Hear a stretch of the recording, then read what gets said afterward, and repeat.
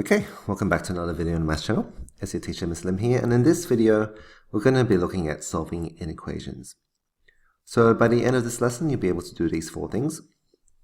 Solve linear inequations, solve quadratic inequations, solve absolute value equations and inequations, as well as solve inequations with a variable in the denominator. So let's have a look at the first part of this lesson, which is solving linear inequations. Now, we need to remember, whenever we multiply or divide by a negative number, we must always flip the inequality sign. So for example, minus x is greater than 7, that becomes x is less than minus 7. We always want to know what x is less than or greater than or equal to, okay, not minus x. So if we've got a negative x, we will need to divide by negative 1. So let's have a look at some examples. Find the solution set for the following inequalities and show them on a number line. 3x minus 7 is less than or equal to 8x plus 18. So we always want x whenever we've just got one inequality sign. We always want the x to be on the left-hand side. So that means I'm going to remove this 8x by minusing 8x from both sides to give me minus 5x. And then I'm going to add 7 to both sides to get rid of this minus 7. Is less than or equal to 25. 18 plus 7 is 25. We want x by itself, so we need to divide by negative 5. But when we divide by a negative number, we need to flip the sign. So x is greater than or equal to minus 5, because 25 divided by minus 5 is minus 5. Now we've got everything we need to show our solution on a number line, our solution set. So our x minus 5. And because x is greater than or equal to, we need to use a closed circle. And then we just point our arrow in the same direction that that arrow is pointing. Question B. 8 is less than 2 minus 3x, which is less than or equal to 20. Here we've got an x that's in between two numbers. And so because we've got two inequality signs, we can't just put the x on the left. We're just going to leave it in the middle. So we want x by itself, so we need to get rid of this 2 and minus 3. So we'll get rid of one of them, both of them one at a time. So we're going to get rid of this 2 first by minusing 2. So we're going to minus 2 from each of these. 8 minus 2 is 6, which is less than minus 3x, which is less than or equal to 18. Now, we can get rid of that minus 3 by dividing everything here by minus 3. But remember, when we divide by a negative number, we're going to flip the sign. So 6 divided by minus 3 is minus 2. Flip the sign. X. Flip the sign. 18 divided by minus 3 is minus 6. Now, we never ever write our inequalities like this. We always want the arrow to be pointing to the left. So I'm going to just write my minus 6 here. Is less than or equal to x, which is less than minus 2. And now we can graph this. X minus 6 minus 2. And x lies between them. But because minus 6 has a less than or equal to sign, it's a closed circle. This one here, open because it doesn't have the or equal to bit. And that's the solution set on the number line. Alright, let's have a look at part 2, solving quadratic inequations. When we solve quadratic inequations, we need to move everything to the left-hand side, sketch the graph y equals left-hand side showing x-intercepts only, and solve the inequation using the graph. Now, when I do these, I always like to have positive x squared, and then, so if x squared is negative, I'll just make it positive and I'll flip the sign. So if we have an inequation that wants you to show the x values where it's greater than 0, we need to imagine that this x-axis, this horizontal axis, is y equals 0. So that means anything bigger than that, all of this, anything that lies above that line is when f of x is greater than 0. Okay? And basically what we want is for you to tell me what the x values are. In this case, it'll be everything to the right of x2, as well as everything to the left of x1.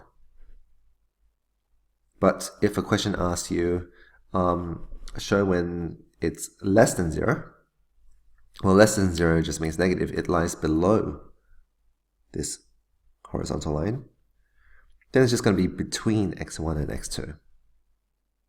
All right, so I might write a few notes here for you. If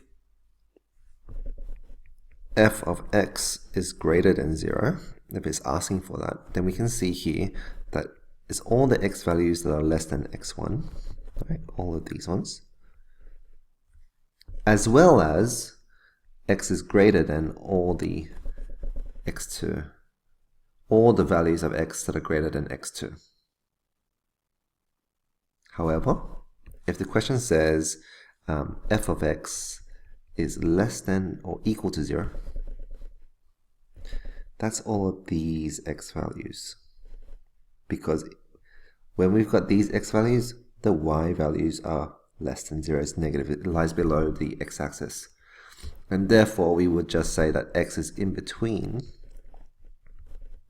x1 and x2.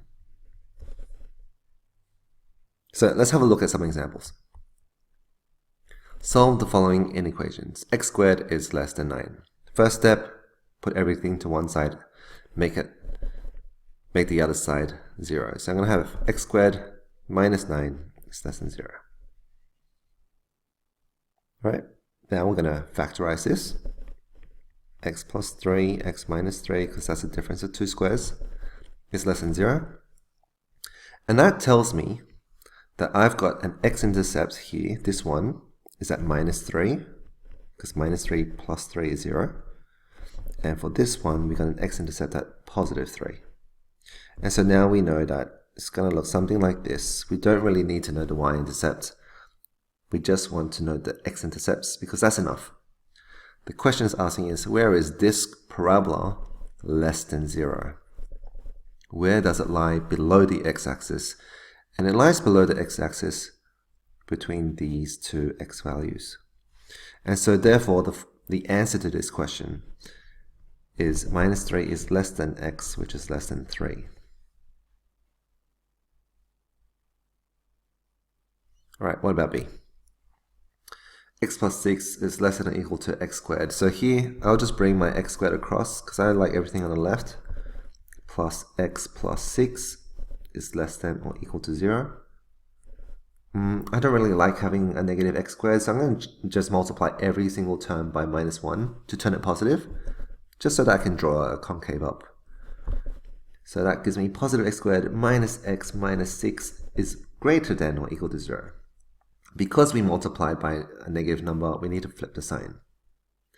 And now this makes it nice and easy for me. I've got a monic quadratic trinomial I can factorize.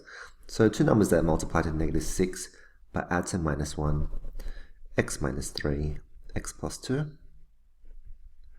is greater than or equal to 0. And so that tells me the x intercepts. We've got positive 3 and we've got minus 2.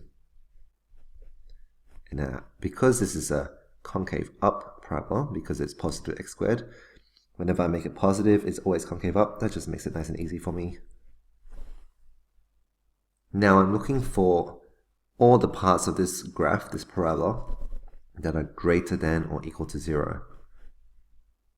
That means it lies above the x-axis. So that means all of these x values, because we can see here the y values are above the x-axis, as well as all of these x values, because these ones are above. So we can see here that our answer will be, there will be two answers, right? X has to be less than or equal to minus 2, as well as x is greater than or equal to 3.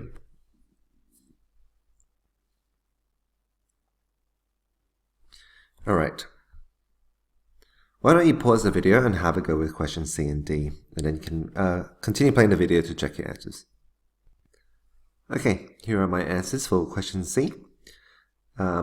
x is less than or equal to 1, and x is greater than or equal to 2. And for question D, 0 is less than x, which is less than 4. Alright, part 3 of this lesson. Solving absolute value equations and inequations. So remember, the absolute value of a real number x is the distance from 0 on a number line without regard to its sign.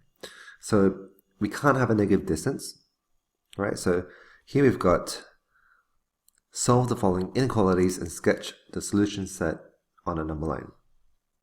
So for the first one, if we had a number line with 0, this is saying we want a distance of 12. So two numbers have a distance of 12 from 0. That's 12 and minus 12. And those are the answers. So we got x is equal to 12 and minus 12. So if we were to sketch this on a number line, it's just 12.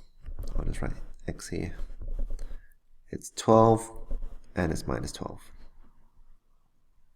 And we're just drawing dots, closed circles, because we do include them, but no line. It's not a range of answers. There's only two answers, and they are minus 12 and 12. Question B. We've got x minus 5 is equal to 3. So we've got a distance of 3 from 0. So we know that's 3 and minus 3. Here and here. So we've got x minus 5 needs to equal to this, as well as x minus 5 needs to equal to that. So I'm going to set up two equations. X minus 5 is equal to 3, and x minus 5 is equal to negative 3. And I'm going to solve both. So x is equal to 8, and x is equal to 2. So we want to sketch this solution on a number line. We've got 2, we've got 8, and closed circles. Again, this is not a range because this is just an equal sign. Whenever it's equal, it's just two dots. If it's less than, greater than, then we'll have a range of answers. Then we'll draw the arrow and a line. Right, question C. Again, right, we've got a distance of 21. Two answers, minus 21 and 21. But it's 3x plus 6. 3x plus 6, that equals to 21, as well as 3x plus 6, that equals to minus 21. So those are the two equations that we'll set up. And solve. So 3x is equal to 15, x is equal to 5. 3x is equal to minus 27, x is equal to minus 9. So if we sketch this, we've got minus 9 here, 5 here, close circle, close circle.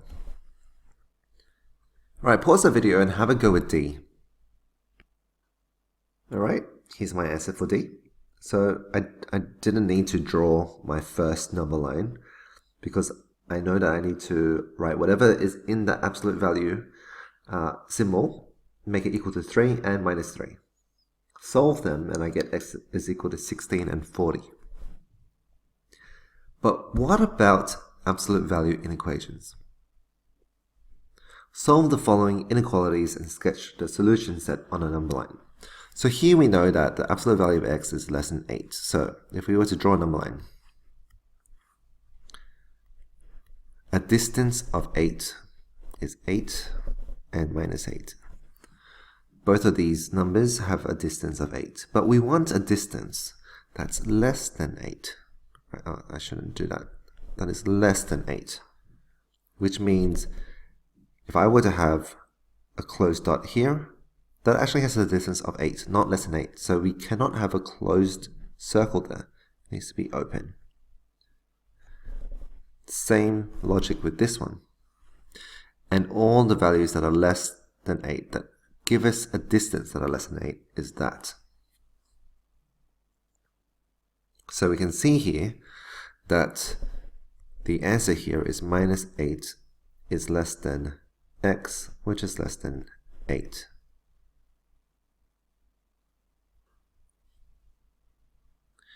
Alright, what about B? We can see here that we need a distance that's greater than or equal to 24. So here's my origin at 0. A distance of 24 means 24 and minus 24.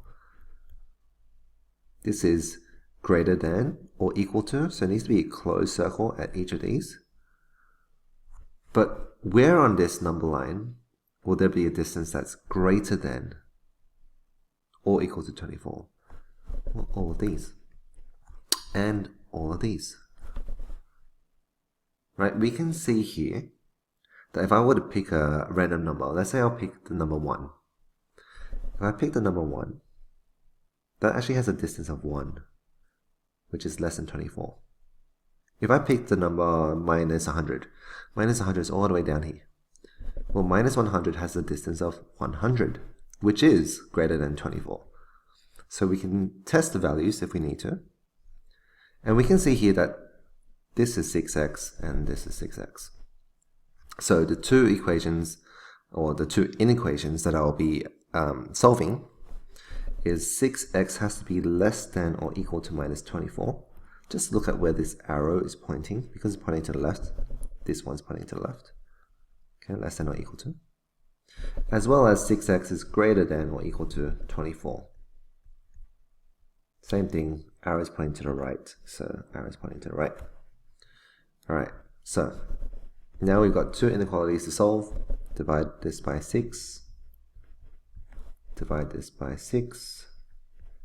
And that's it. So the solution set for this is minus 4 and 4. It's less than or equal to minus 4, so that's a closed circle, and we're just pointing the arrow in the same direction as that one. And greater than or equal to 4. Closed circle, pointing the arrow in the same direction.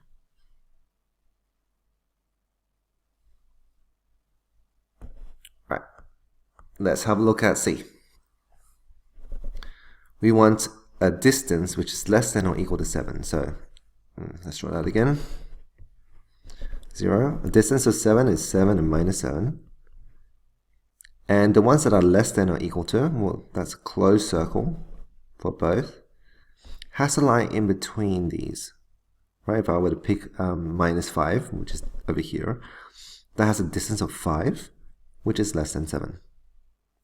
So what I'm going to do now is I'm just going to write that 5x plus 3 on top of this line. And so that tells me that we've got minus 7 is less than or equal to 5x plus 3, which is less than or equal to 7. Okay, just to use these numbers. 5x plus 3 is in between the minus 7 and the 7. And because they are closed circles, we use less than or equal to. And now we just solve these. We've looked at this already in the earlier part of this lesson. So I'm going to minus 3 from both sides. Or from all sides, actually. And then I'll divide everything by 5 to get x by itself. And now we can draw the solution set. Minus 2, 4/5, closed circle, as in between them. Alright, pause the video, have a go with D. Okay, here's my answer for question D. So we can see here we've got 2x plus 9, 2x over 7 plus 9 has to be less than minus 5 on 7, as well as 2x on 7 plus 9 is greater than 5 on 7. And so we've got these two inequalities that we need to solve, and we work out that x has to be less than minus 34 and greater than minus 29. And that is what we have here represented in this number line. So what did you notice? Hopefully from doing these 4 questions, you would have noticed that whenever we had a less than, or less than or equal to, the solution was always in between two values. Always in between two values. Okay? I hope you also noticed that whenever it was greater than or equal to, we always had to set up two inequalities to solve because it was split, the distance was split. So, in summary, if the absolute value of f of x is less than a, then we're going to put minus a is less than f of x, which is less than a. It's going to be in between. Whenever the distance needs to be less than, it's going to be in between the minus and the positive, the negative and the positive values of a. But if the absolute value of f of x is greater than a, if we want the distance to be greater than a, then we are going to have two inequalities. We're going to have f of x is going to be less than negative a, not 9, and f of x is greater than a, and then we solve. Alright, let's have a look at the last part of this lesson, which is solving inequalities with a variable in the denominator. So I want you to solve 1 on x, which is less than 1. Let's see if you can work this out. I'll get you to pause the video and have a go. Alright, now I have a feeling that the majority of you might have done this. Multiply both sides by x, so 1 is less than x, and then just swap them around. X is greater than 1. So this is correct, right? If x was 2, because 2 is greater than 1, then half is less than 1. That's true.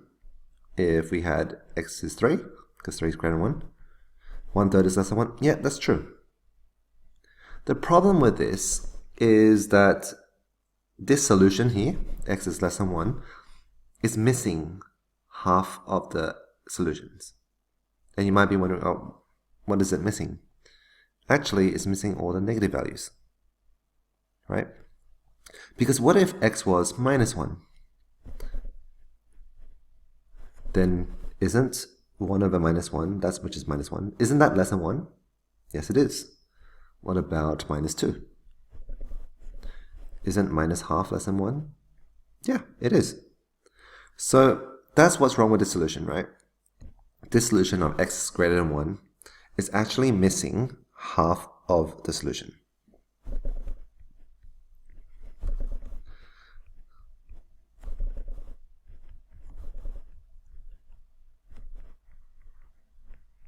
Okay, x is greater than 1 is only half of the solution. It's missing all the negative values of x. I'll write it down as well.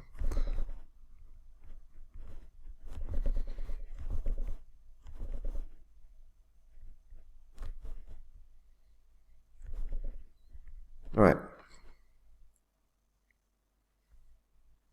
So in order to solve this problem, we need to multiply both sides of the inequality by the square of the denominator. Square of the denominator. So here we've got 1 over x minus 1 is less than 4. I don't just multiply both sides by x minus 1. I need to multiply it by x minus 1 in brackets squared.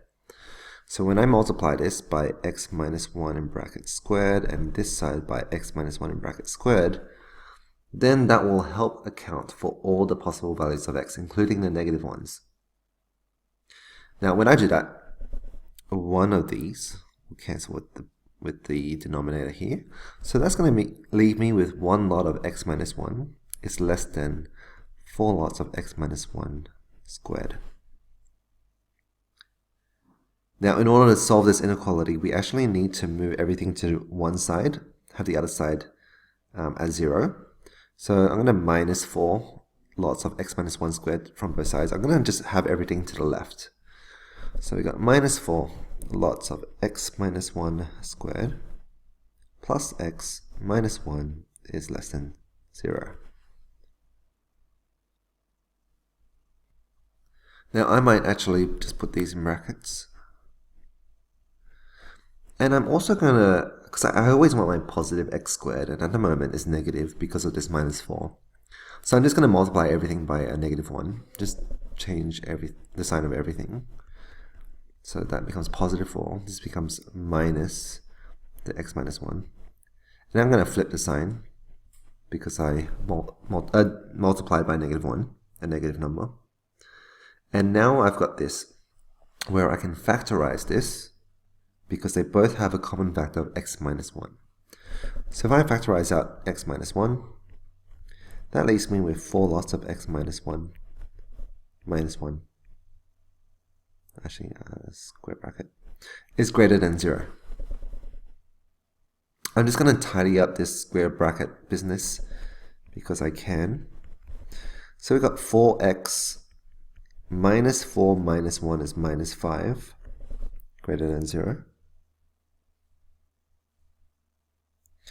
And now I can graph this because I know this is a quadratic, a parabola, because when we expand it we get 4x squared. So it's going to be a concave up parabola with x-intercepts at 1 and at 5/4, which is bigger than 1. So make sure you write this in the correct location. Concave up, because it's positive x squared. And we're looking for the x values where the graph is greater than 0. Well, it's greater than 0 to the right of that and to the left of 1. So I'm going to have two s's. X is less than 1, as well as x is greater than 5/4.